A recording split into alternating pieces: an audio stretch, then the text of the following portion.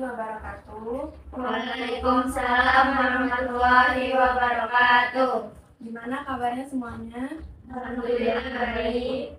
Pertama-tama saya ucapkan terima kasih kepada teman-teman yang sudah menyempatkan waktunya untuk melakukan kegiatan konseling kelompok ini.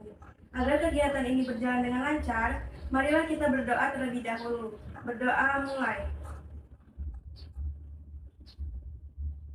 Berdoa selesai. Apakah teman-teman tahu apa itu konseling kelompok? Tidak. Baik, di sini saya akan menjelaskan. Konseling kelompok adalah salah satu jenis layanan bimbingan dan konseling yang diberikan kepada beberapa orang atau sejumlah orang yang memanfaatkan dinamika kelompok yang bertujuan untuk pengentasan masalah pribadi masing-masing anggota kelompok secara bergantian. Adapun cara pelaksanaannya yaitu seperti yang kita lakukan sekarang ini, duduk setengah lingkaran atau satu lingkaran penuh dengan saya sebagai pemimpin kelompok dan teman-teman sebagai anggota kelompok. Dalam konseling kelompok ini ada hal-hal yang harus teman-teman perhatikan. Teman-teman mengikuti konseling kelompok ini tidak adanya paksaan dari siapapun atau atas kemauan diri sendiri. Apakah teman-teman ada yang terpaksa dalam mengikuti kegiatan ini? Tidak. Oke, alhamdulillah kalau begitu. Baik, saya lanjutkan ya. Jika teman-teman ingin menyampaikan pendapat, saya harap tidak ada yang ditutup-tutupi. Setiap anggota dalam mengemukakan permasalahannya harus jujur apa adanya dan tidak ada yang ditutupi. Agar kegiatan konseling kelompok ini berjalan dengan lancar, ada aturan-aturan dalam kelompok yang harus dipakai. Harus mengacungkan tangan terlebih dahulu, gunakan bahasa yang sopan, dan tidak boleh saling mengejek satu sama lain, dan saling menghargai pendapat dari setiap anggota kelompok. Dan yang paling penting, setiap anggota kelompok harus mampu menjaga rahasia, dalam arti setelah kegiatan konseling kelompok ini berakhir, tiap-tiap anggota kelompok tidak boleh menceritakan permasalahan yang dibahas tadi kepada orang lain. Untuk itu, marilah kita mengucapkan ikrar janji kerahasiaan bersama-sama. Teman-teman bisa ikuti saya ya. Ya, bisa. Baik, kita lanjut dengan ikrar ya teman-teman. Saya mohon kepada teman-teman untuk saling berpegangan erat satu sama lain. Berpegangan.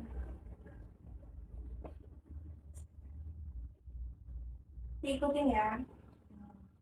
Saya menyatakan bahwa saya sanggup dan bersedia menjaga, menerima, dan memelihara segala bentuk informasi baik dari diri saya sendiri maupun orang lain,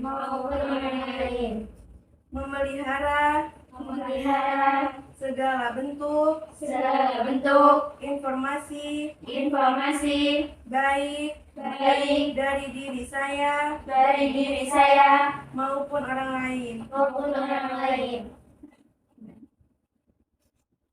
Saya harap teman-teman bisa menjaga rahasia apapun yang kita bicarakan dalam konseling kelompok ini ya. Selanjutnya mengenai batasan waktu, kesepakatan bersama kegiatan konseling kelompok ini akan dilakukan selama beberapa menit. 45 menit. Oke, bagaimana dengan yang lain? Apakah setuju? Setuju. Baik kalau begitu. Sebelumnya di sini apakah teman-teman udah saling mengenal? Belum. Ada pepatah bilang, tak kenal maka tak sayang. Jadi supaya lebih akrab, saya harap teman-teman dapat memperkenalkan nama lengkap, nama panggilan, dan hobinya. Bisa dimulai dari sebelah kanan saya. Ya, nama saya Fitri Nafitasari, bisa dipanggil Citra, hobi saya membaca novel. Nama saya Zahra Keabdian, saya Tengah Zahra, hobi saya tidur. Wow. Perkenalkan, nama saya Intan Nuraini, bisa dipanggil Intan, hobi saya menonton YouTube. Lanjut. Nama saya Silvana Nidara, bisa dipanggil Siva, hobi saya menggambar. Ya, lanjut. Nama saya Nidara Radani, bisa dipanggil Andi, hobi saya makan. Lanjut. Ya, makan lanjut aja. Nama saya Nisa Panda, bisa dipanggil Panda, hobi saya ngaca. Jadi, Saya Jadi di sini saya akan memperkenalkan diri saya. Nama saya Faras Tulintan Salsabila, biasa dipanggil Faras. Supaya teman-teman lebih akrab, gimana kalau kita main game dulu, yaitu rangkai nama. Udah tahu belum gamenya kayak gimana? Belum. Oke, jadi orang pertama menyebutkan namanya sendiri, dan kemudian orang kedua menyebutkan nama orang pertama. Seterusnya seperti itu. Bisa? Bisa. Baik. Nah, mulai dari sebelah kanan saya ya. Dimulai dari saya.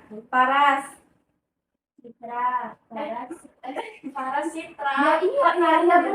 Apa sih? Ya kan Citra, Faras Citra apa gen? Ya nggak apa-apa, udah lanjut saja. Nama saya Zahra.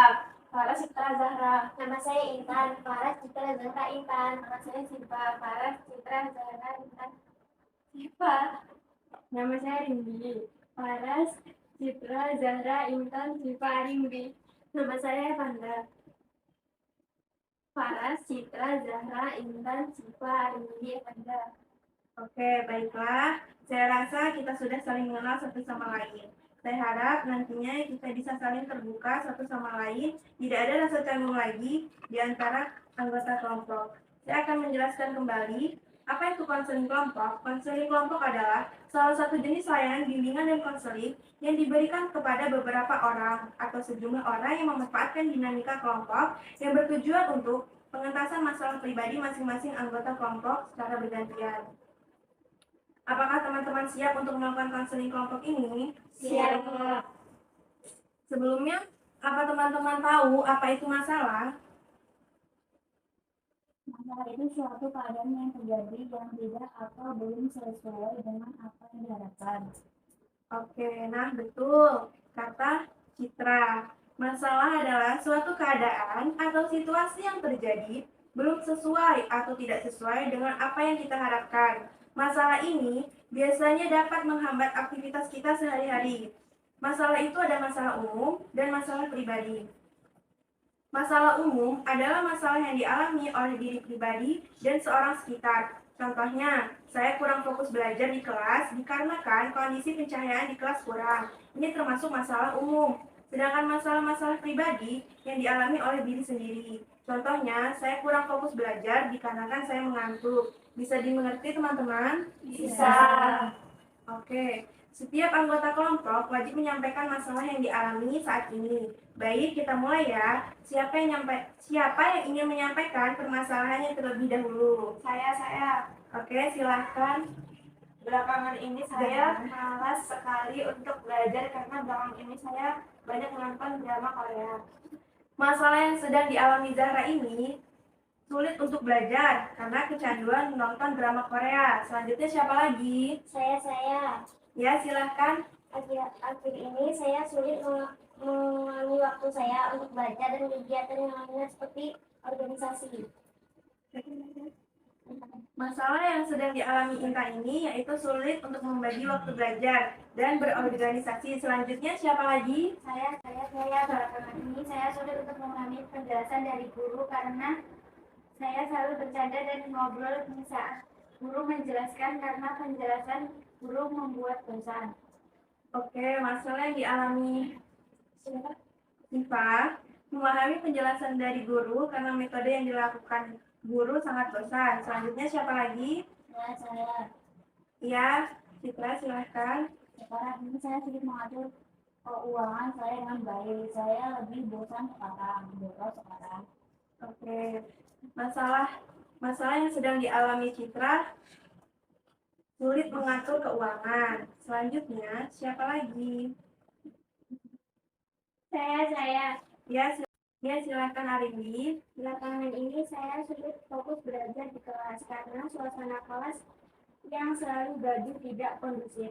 Oke, masalah yang sedang dialami Arimbi ini sulit belajar di kelas karena keadaan kelas yang tidak kondusif. Selanjutnya siapa lagi? Saya. Oke, silahkan Anissa. Saya menyimpan dendam terhadap teman saya dan karena itu saya terganggu jika ada kerja kelompok yang sekelompok dengan dia. Oke, Anissa ya. Si Anissa ini menyimpan dendam dengan teman dan itu mengganggu Anissa dalam kerja kelompok. Begitu Anissa? Iya, iya betul. Oke. Eh, lanjut ya. Dari permasalahan yang telah diutarakan oleh teman-teman barusan, kita sepakati terlebih dahulu. Permasalahan siapa yang akan dibahas terlebih dahulu? Menurut teman-teman, permasalahan siapa yang akan kita bahas terlebih dahulu? Menurut saya permasalahan Anissa, karena rasa dendam itu tidak baik dan seperti yang Anissa katakan itu dapat mengganggu terhadap kerja kelompok. Jadi, menurut Arindi, permasalahan Anissa yang kita bahas di kegiatan konseling ini. Ada pendapat yang lain? Saya setuju dengan Arindi, permasalahannya Anissa yang kita bahas terlebih dahulu. Jadi Citra setuju dengan pendapat Arindi. Menurut Citra, permasalahan Anissa yang kita bahas ada lagi atau teman-teman setuju jika permasalahan Anissa yang kita bahas terlebih dahulu? Permasalahan yang sedang dihadapi Anissa menyimpan dendam terhadap teman-teman dan mengganggu kerja kelompok. Apakah teman-teman setuju? Setuju. Baiklah, permasalahan Anissa yang kita bahas terlebih dahulu, yaitu Anissa menyimpan dendam terhadap teman dan mengganggu kerja kelompok. Baiklah, saya akan persilahkan Anissa untuk mengutarakan permasalahannya lebih lanjut.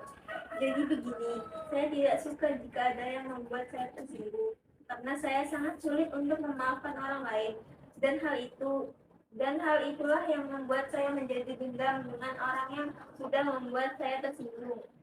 Oh, jadi Anissa tidak suka jika ada yang membuat Anissa tersinggung karena itu bisa membuat Anissa menjadi dendam, dan Anissa juga sangat sulit untuk memaafkan orang lain.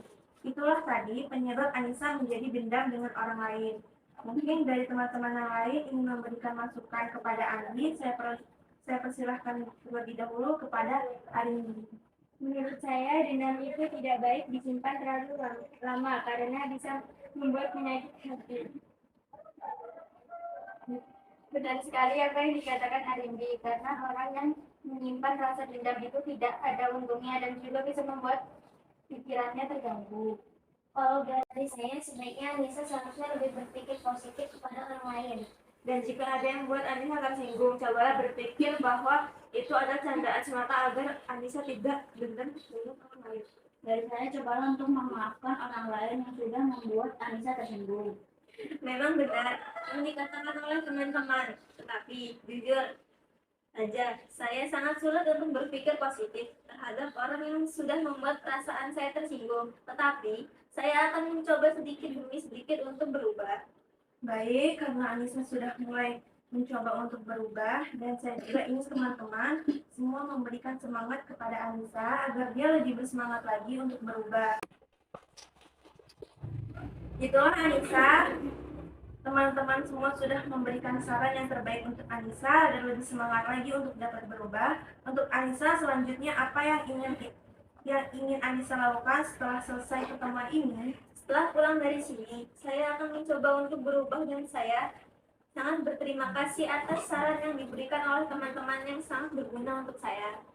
Oke, kesimpulannya bahwa Anissa harus berpikir positif dan juga Anissa harus memiliki keinginan yang besar di dalam hati untuk merubah, karena saya yakin Anissa pasti bisa, dan terpenting adalah Anissa harus memaafkan kesalahan orang lain agar Anissa terhindar dari rasa dendam.